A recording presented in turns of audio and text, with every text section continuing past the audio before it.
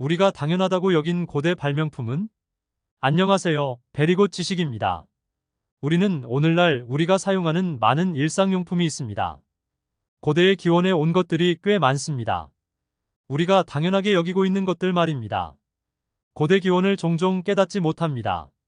그들은 여러분들이 생각하는 것보다 훨씬 나이가 많습니다. 약 1만 2천년 전 문명이 시작된 이래 인류는 강렬한 창의성과 발명의 시대를 거쳐왔습니다. 농업에서 건축, 오락에서 전쟁, 정치에서 경제에 이르기까지 문명의 모든 측면은 문명의 미래를 형성한 발명가의 마음에 달려 있습니다.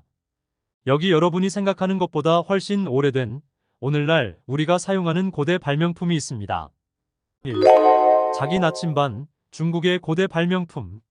중국의 고대 발명품에는 종이, 화약, 인쇄용 블록, 나침반 등이 있습니다. 세계 역사상 가장 중요한 발명품 중 하나인 나침반은 사람들이 육지와 바다에서 길을 찾는 데 도움을 주었습니다.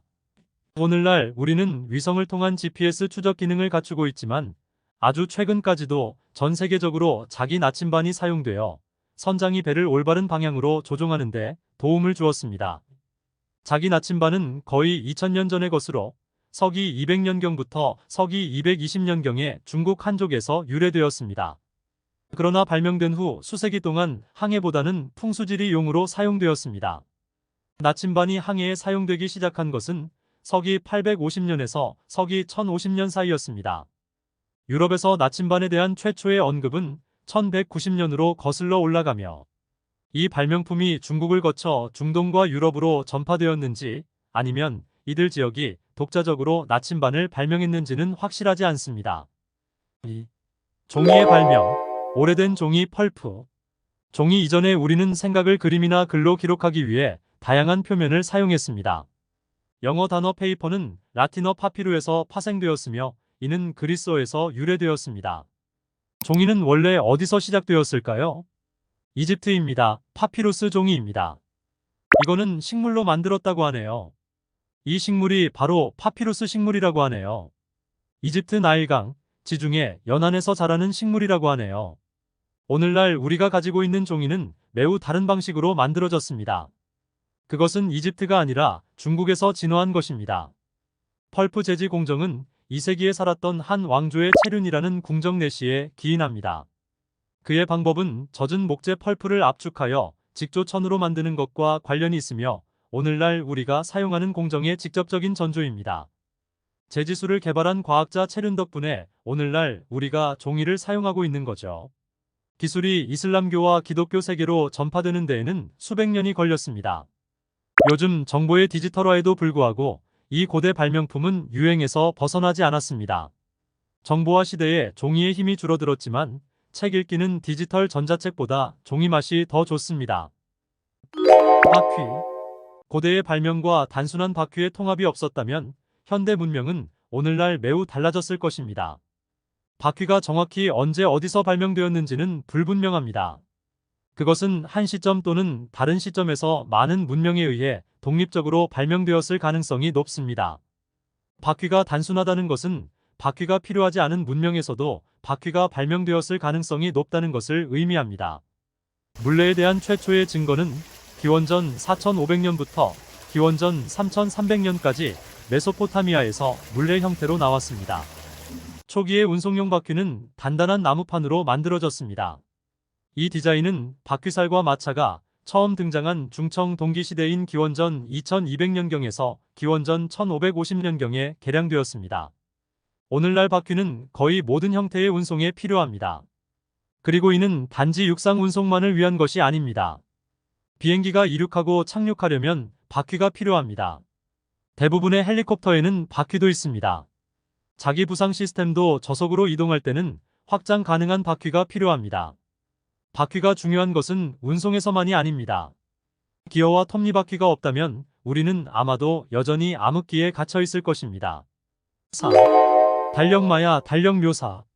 인류가 수렵채집 사회에서 정착생활로 전환하면서 농업이 중요해졌고 농업이 중요해질수록 계절을 정확하게 예측하는 것이 중요해졌다. 그 이후로 달력은 다양한 형태로 필수적이고 귀중한 도구가 되었습니다. 시간 측정은 신석기 시대부터 중요했지만 실제 달력은 기원전 3100년경 청동기 시대가 되어서야 발명되었습니다. 수메르인들은 달력을 만든 최초의 문명으로 알려져 있습니다. 그들의 달력은 우리 달력과 매우 유사하여 1년을 음력 12개월로 나누고 각 달은 29일 또는 30일로 구성되었습니다. 이집트인들도 12개월로 구성된 유사한 달력을 사용했지만 날짜를 추적하는데 별 시리우스도 포함했습니다. 바빌로니아인들은 23년마다 13번째 달을 추가하는 달력을 만들었습니다. 이 달력은 나중에 유대 달력에 영감을 주게 됩니다. 5. 콘크리트 판테온 건물 로마. 콘크리트는 사실상 모든 인류 도시의 필수적인 부분입니다. 이를 통해 우리는 사회의 모든 것을 요소로부터 보호하는 견고한 구조를 구축할 수 있습니다. 초기 콘크리트는 석고나 석회석을 부수거나 태워서 만들어졌습니다. 수세기, 수천 년에 걸쳐 성분과 공정이 바뀌었지만 적용 분야는 크게 변하지 않았습니다.